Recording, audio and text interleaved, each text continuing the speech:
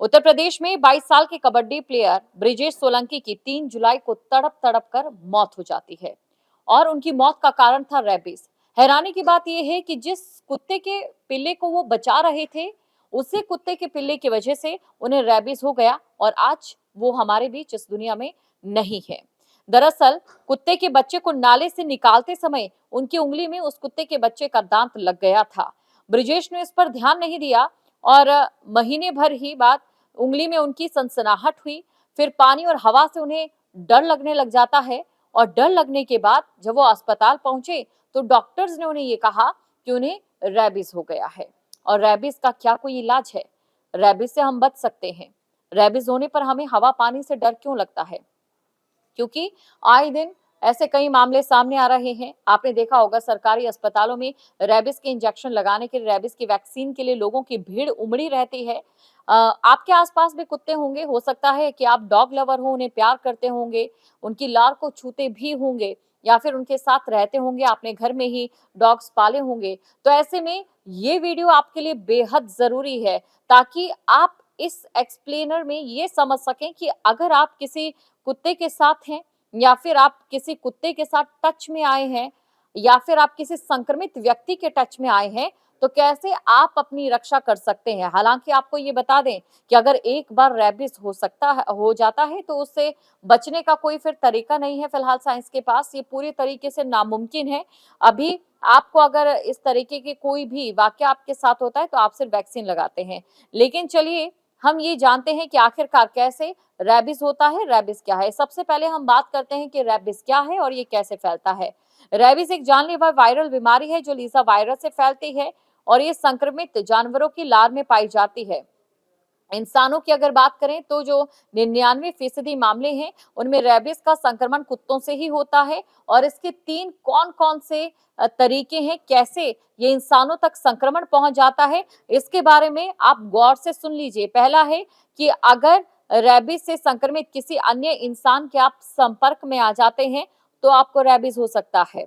और दूसरा कारण संक्रमित जानवर की लार या फिर कोई खुले घाव में या फिर आपकी किसी भी तरीके से कांटेक्ट आपका आपकी बॉडी के अंदर जो ब्लड है उसमें हो जाता है या फिर जो आपके हम बात करें चाहे आपके घाव हो या फिर आपकी नाक हो, सांस लेने के जरिए, कट के जरिए, आप मुंह के जरिए उसकी लार को या फिर उस संक्रमण को आप अपने भीतर ले लेते हैं तो भी आपको रेबिस हो जाएगा। और अगर रेबिस संक्रमित जानवर आपको काट ले या खरोंच ले तो भी आपको रेबिस हो जाएगा। अब रेबिस कितना घातक होता है ये भी जानना जरूरी हो जाता है। अगर मैं बात रेबिस की घातक होने की करूं तो आप इससे समझ सकते हैं कि अगर एक बार रेबिस हो जाता है तो आप फिर बच नहीं सकते हैं। ये कुदरत का करिश्मा ही होगा कि अगर आप रेबिस से बच जाएं। लेकिन अगर रेबिस हो जाता है तो इसके बाद आपका जो नर्वस सिस्टम है वो प्रभावित हो जाता है और कैसे आपको हवा पानी से डर लगने लग जाएगा। रेबिस होने के बाद कोई भी ऐसी दवाई फिलहाल मौजूद नहीं है रेबिस होने के बाद जो आपको बचा सके। इसीलिए ये जरूरी हो जाता है कि अगर आप जो पहले के 3 तरीके हमने आपको बताए हैं जिसमें या फिर आप किसी रेबिस संक्रमित व्यक्ति के संपर्क में आते हैं या फिर आपका कोई खुला घाव है नाक के जरिए, श्वास के जरिए या फिर किसी भी तरीके से आप किसी रेबिस संक्रमित जानवर की लार को या फिर उसके कांटेक्ट को या फिर उसके कीटाणु को आप अपने अंदर ले लेते हैं इन 3 माध्यमों के जरिए तो जाहिर तौर पर आपको रेबिस हो सकता है। इसके अलावा अगर आपको कोई कुत्ता काट लेता है, कोई भी रेबिस संक्रमित जानवर खरोंच लेता है तो भी आपको रेबिस हो सकता है। कुल मिलाकर आपकी बॉडी से अगर टच में आ जाता है और श्वास के जरिए, टच के जरिए आपकी बॉडी के अंदर अगर ये संक्रमण प्रवेश कर जाता है तो ये घातक हो जाता है और इससे बचने का कोई उपाय नहीं है। लेकिन अब सवाल ये होता है, ये तो हम समझ गए हैं कि ये जानलेवा है रेबिस, लेकिन ये कितने दिनों तक घातक होता है और कैसे आप अपनी जो सुरक्षा है वो कर सकते हैं। आपको ये बता दें कि रेबिस के वायरस इंसान के शरीर में घुसने के बाद खून के बजाय वो सीधे नर्वस सिस्टम पर हमला करते हैं और दिमाग पर इसका असर पड़ता है। और इसमें कितना समय लगता है? देखिए आमतौर पर अगर कुत्ते की टांग या हाथ में काटने के बाद इसे दिमाग तक पहुंचने में करीब 14 दिन लग सकते हैं। अगर कुत्ते ने दिमाग के करीब यानी कि गर्दन, सिर या चेहरे पर काटा है या फिर किसी बच्चे को काटा है तो वायरस 4 से 7 दिन में ही असर करने लग जाता है। रेबिस होने के लक्षण कौन-कौन से होते हैं ये आपको बता देते हैं। देखिए जिस जगह पर आपको किसी संक्रमित जानवर ने काटा है जो कि रेबीज का था, तो उस जगह पर आपको सनसनाहट होनी शुरू हो जाती है, जैसा कि कबड्डी प्लेयर के केस में हुआ था। उनको उंगली में उस कुत्ते के बच्चे ने काटा था, तो 1 महीने बाद, देखिए 1 महीना लगा था और 1 महीने बाद उनकी उंगली में सनसनाहट शुरू हो गई थी और यहीं से उन्हें रेबीज जो है वो होने लगा था। शुरुआत में देखिए बुखार हो गई, नॉर्मल बिल्कुल वही जो लक्षण है देखने को मिलते हैं जो आमतौर पर किसी भी नॉर्मल बुखार में होते हैं। बुखार होता है या थकान होती है, घाव की जगह पर अगर सनसनाहट हो रही है तो आप ये याद रखिए कि आप रेबीज के बेहद करीब हैं। अगर आपको सनसनाहट होती है कि यही देखिए बुखार की बात कर लें, खांसी-जुकाम की बात कर लें तो ये वायरल भी हो सकता है, लेकिन अगर आपको सनसनाहट होती है तो ये कुल मिलाकर रेबीज का ही लक्षण है। जिस जगह पर आपको रेबीज संक्रमित जानवर ने काटा है, अगर आपको वहां पर सनसनाहट हो रही है। और जब भी रेबीज होता है तो आपने देखा है कि बहुत सारे मरीजों की जो वीडियोस है वो सोशल मीडिया पर वायरल होती है या जागरूकता के लिए डाली जाती है। उसमें आपने देखा होगा कि हवा से जो रेबीज संक्रमित व्यक्ति है वो डरता है, पानी से डरता है। इसके पीछे की वजह क्या है ये आपको बताते हैं। दरअसल इसके बाद मरीज पहले पानी से डर उसको लगना शुरू हो जाता है। इसकी वजह ये है क्योंकि पानी पीने से उसे ऐसा लगता है उसका गला चौक हो रहा है और हवा और रोशनी भी जो मरीज है उसे डराने लग जाती है। इसके पीछे एक बड़ी वजह ये है क्योंकि जो घबराहट है, भ्रम है, वो ज़्यादा होने लग जाता है। लार की वजह से लकवा मार जाता है व्यक्ति को, जिससे व्यक्ति की मौत हो जाती है।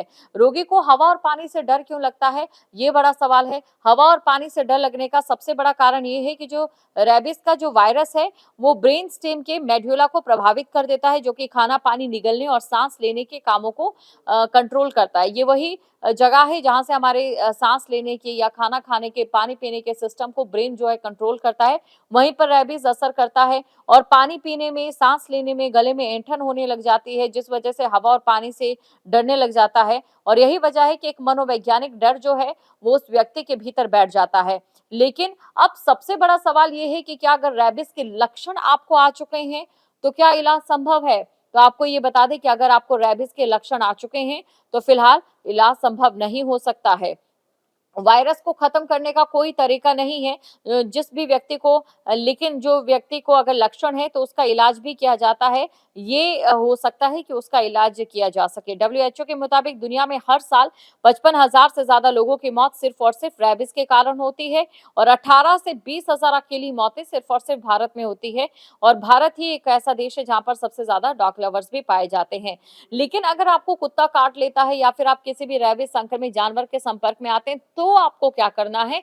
अब ये जानना आपके लिए बेहद जरूरी है, इसलिए आप इस वीडियो को एंड तक देखिए। सबसे पहले घाव को 15 से 20 मिनट तक आपको तेज बहते हुए पानी के नीचे रखना है, क्योंकि अगर वायरस वहां पर होगा तो वो किसी तरीके से पानी के बहाव से निकल सके। इसीलिए आपको नल के पानी से लगातार उस घाव को धोना है। इसके अलावा आपको ये भी जो घाव पर एंटीसेप्टिक है वहां पर आपको घाव पर एंटीसेप्टिक नहीं लगाना है और घाव को आपको खुला रखना है। अगर घाव बड़ा है तो डॉक्टर्स इस पर टांके भी लगा सकते हैं और जितनी जल्दी हो सके टेटनस का आप टीका लगवाएं, रेबीज की वैक्सीन का कोर्स शुरू करें और कोई भी ये ध्यान रहे कि किसी भी तरीके का कोई भी घरेलू नुस्खा आप ना करें। जैसे कुछ लोग घाव पर मिर्ची लगा देते हैं, तिल लगा देते हैं, हल्दी लगा देते हैं, तो ये बिल्कुल ना करें। तो आपको देखिए रेबीज की वैक्सीन तुरंत लेनी चाहिए। अगर आप किसी भी रेबीज संक्रमित जानवर के संपर्क में आते हैं तो तुरंत सबसे पहले जाकर आप रेबीज को लेकर जो वैक्सीन है उसका कोर्स शुरू कर दें। जहाँ भक्ति है हर शब्द में, कथाओं में छुपे हैं दिव्य रहस्य और ज्योतिष देता है जीवन को दिशा। धर्म से जुड़ी हर बातों को जानने के लिए हमारे चैनल स्तुति को सब्सक्राइब करें। चैनल पर जाने के लिए इस लिंक पर क्लिक करें।